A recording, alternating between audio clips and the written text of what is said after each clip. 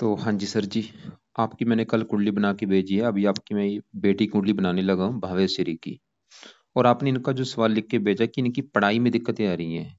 मतलब ये लड़की का पढ़ाई में मन नहीं लग रहा। आपने लिख रखा था कि दूसरी चीजों में मन लगा रही है, पढ़ाई में इसका मन नहीं लगता। ऐसा क्यों हो रहा है ये आपको मैं विस्तार में समझाऊंगा।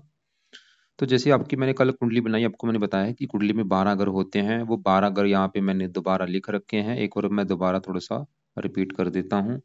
ये जो एक लिखा है ये है इस लड़की की कुंडली में पहला घर, और पहले घर से इस लड़की का शरीर, हेल्थ, स्वभाव, रंग रूप देखेंगे। दूसरा घर इसके धन जोड़ने का। तीसरा घर छोटे भाई बहन। चौथा घर माता, मकान, वाहन। पांचवा घर इसके बच्चों का, और इसकी है पढ़ाई का घर। पढ़ाई के लिए हमें पांचवा घर देखना पड़ेगा। छठा घर शत्रु, रोग, कर्जा। सातवां घर इसके पति का है। आठवें घर से उम्र देखेंगे। नौवें घर से भाग्य है। 10वां घर काम काज। 11वां घर आमदनी, लाभ, इच्छा पूर्ति। और 12वें घर से इसके हम खर्चे देखेंगे। तो हमने मतलब जो कुछ देखना है हमें वो घर देखना है, क्योंकि हमने क्या देखना है, हमने इस लड़की की पढ़ाई के बारे में जानना है कि लड़की कितनी पढ़ी लिखी होगी। और पांचवा घर देखो जी पढ़ाई का होता है। मैंने अभी जैसे बोला कि क्योंकि इन घरों से कुछ ना कुछ देखा जाता है। पांचवा घर किसी भी कुंडली में, कोई भी कुंडली में, ये जो पांचवा घर है इस घर से पढ़ाई देखी जाती है। इस घर से संतान देखी जाती है। इस घर से बुद्धि देखी जाती है। मतलब ये जो लड़की है भाविया, ये लड़की की संतान कैसी होगी पांचवा घर देखना पड़ेगा। इसकी पढ़ाई कैसी होगी पांचवा घर देखेंगे। ये लड़की कितनी बुद्धिमान होगी पांचवा घर देखेंगे। और फार्मूला देखो जी क्या है, घर का मालक देखना है। तो पांचवें घर में क्या लिखा है, 11 लिख रखा है। 11 है कुंभ राशि, मालक है शनि। हमें इसके पांचवें घर के मालक बने शनि को देखना पड़ेगा इसकी पढ़ाई, संतान और बुद्धि के लिए। और शनि के अलावा पांचवें घर में बैठा है राहु। राहु को भी देखना पड़ेगा। और पांचवें घर का जो कारक होता है गुरु होता है, गुरु को भी देखना पड़ेगा। दो तीन ग्रह देख के डिसाइड होगा इसके पांचवें घर के बारे में। और ये 9 ग्रह देखो जी इसकी कुंडली में, चंद्रमा अच्छा है, गुरु अच्छा है, शुक्र अच्छा है, मंगल अच्छा है, बुध अपने घर में बैठा है वो भी अच्छा है, सूर्य रले मिले फल देगा, शनि रले मिले फल, केतु रले मिले फल, और राहु भी रले मिले फल देगा। वैसे कुंडली अच्छी है, कोई ऐसी दिक्कत नहीं है। और ये 9 ग्रहों का जो असर है वो कई गुना बढ़ जाता है इनकी दशा में। अभी इसके ऊपर सबसे जो बड़ा असर है वो है इस चंद्रमा का, क्योंकि इसके ऊपर चंद्रमा की चली हुई है बड़ी महादशा। कब चली है, 22 में चली है, खत्म होगी 2032 में जाके। तो इस लड़की के अभी मतलब जीवन में जो कुछ हो रहा है चंद्रमा की वजह से हो रहा है। और बाकी बचा इसके ऊपर असर है राहु ग्रह का। राहु का जिसकी चली हुई है अंतरदशा, ये चौथा महीना 2024 में चली है, और 10वां महीना 2025 में खत्म होगी। तो इसके ऊपर जो असर सबसे बड़ा है चंद्रमा का, और दूसरा असर है इस राहु ग्रह का। और आपका मैंने क्या बोला, क्योंकि आपका जो मेन सवाल है पढ़ाई के बारे में है। अब देखो जी पांचवा ग्रह है पढ़ाई का। तो आपको मैंने भी बोला था पढ़ाई के लिए कम से कम 3 ग्रह देखने पड़ेंगे। 3 ग्रहों को देख के डिसाइड होगा इस लड़की की पढ़ाई के बारे में। और तीनों का जो असर है वो इनकी दशा में कम ज्यादा हो जाता है। मतलब इसके ऊपर अभी क्योंकि राहु का असर है, तो राहु देखो जी, पहले राहु की मैं बात करूं तो राहु पांचवें घर में बैठा है। और पांचवें घर में किसके घर में बैठा है, शनि के घर में बैठा है। ये जो 11 लिखा है कुंभ राशि है, शनि का ग्रह है। और राहु शनि को अपना मानता है दोस्त। ये दोस्त है शनि का।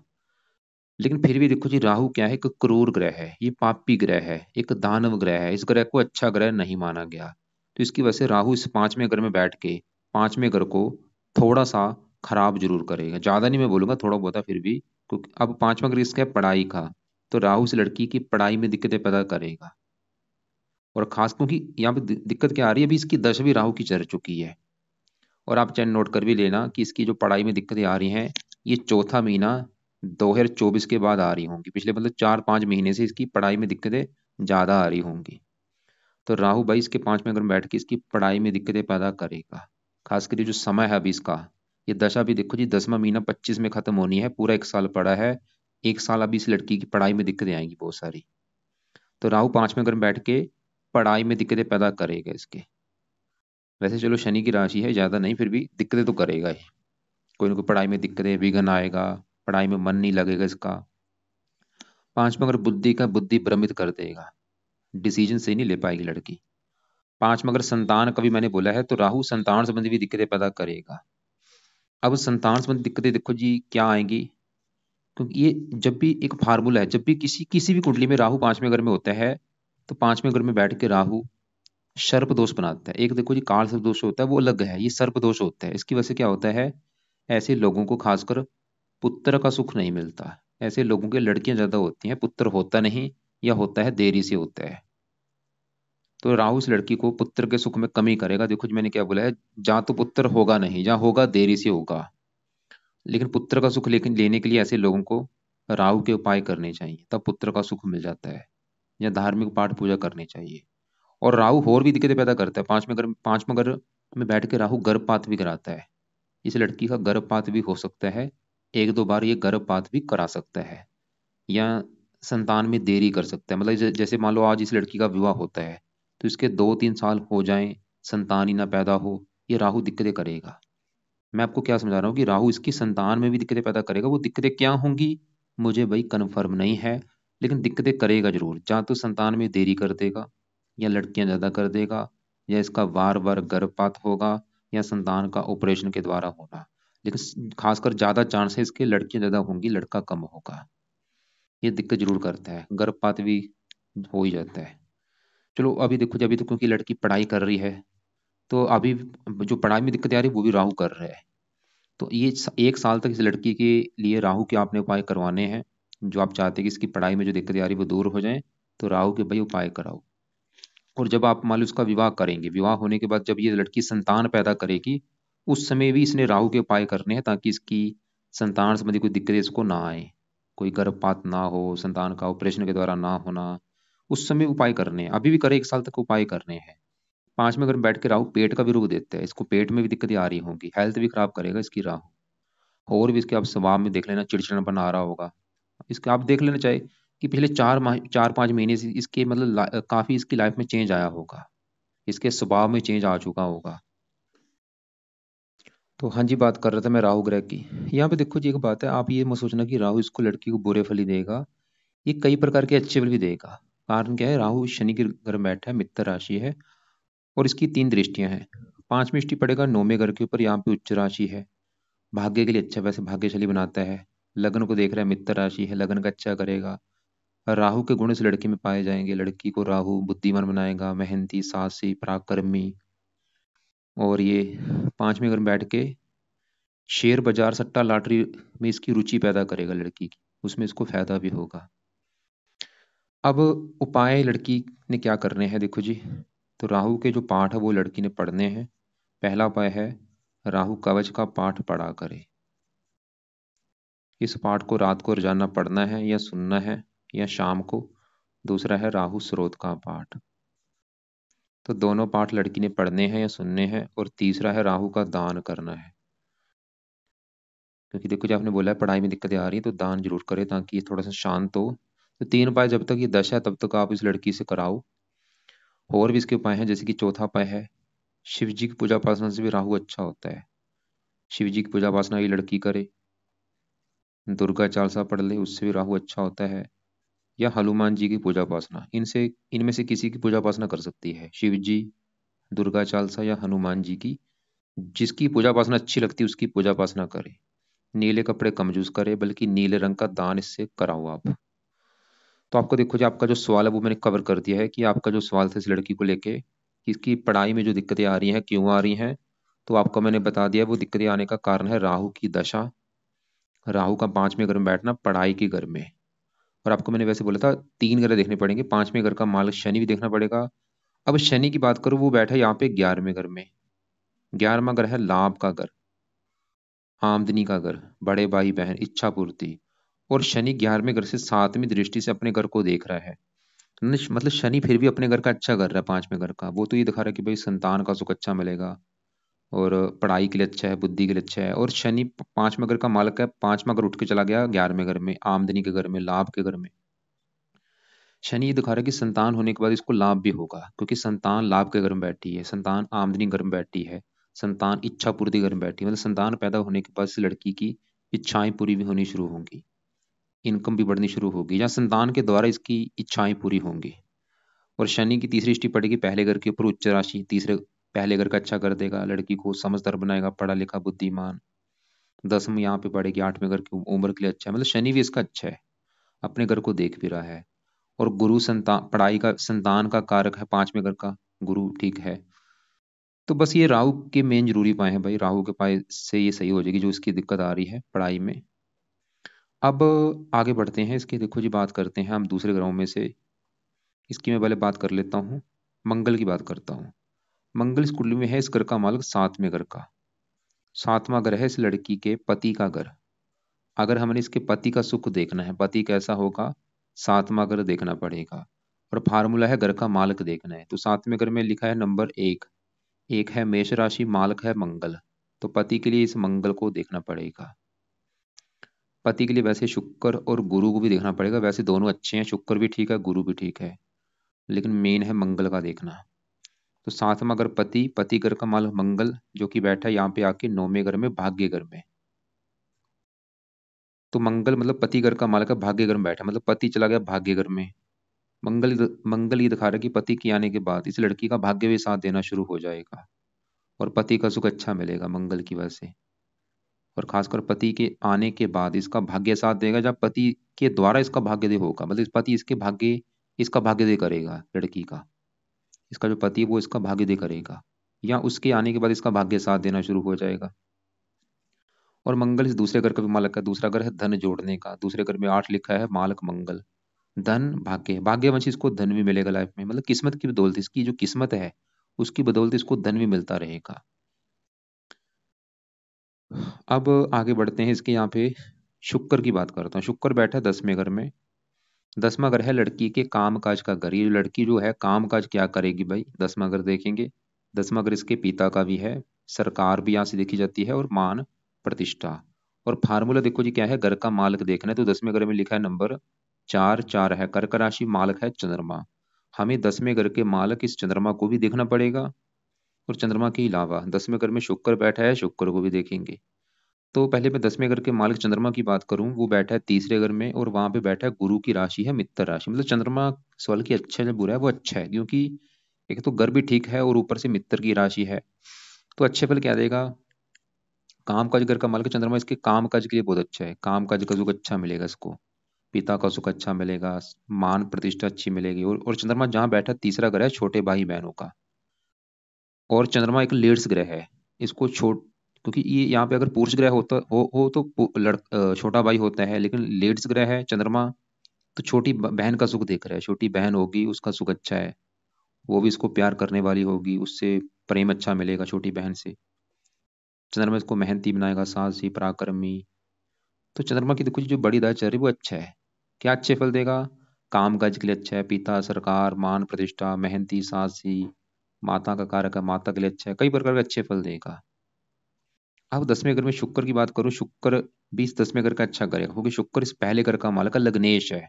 पहला घर इस लड़की का शरीर, सेहत, स्वभाव, रंग रूप, और पहले घर में साथ लिखा है मालिक शुक्र।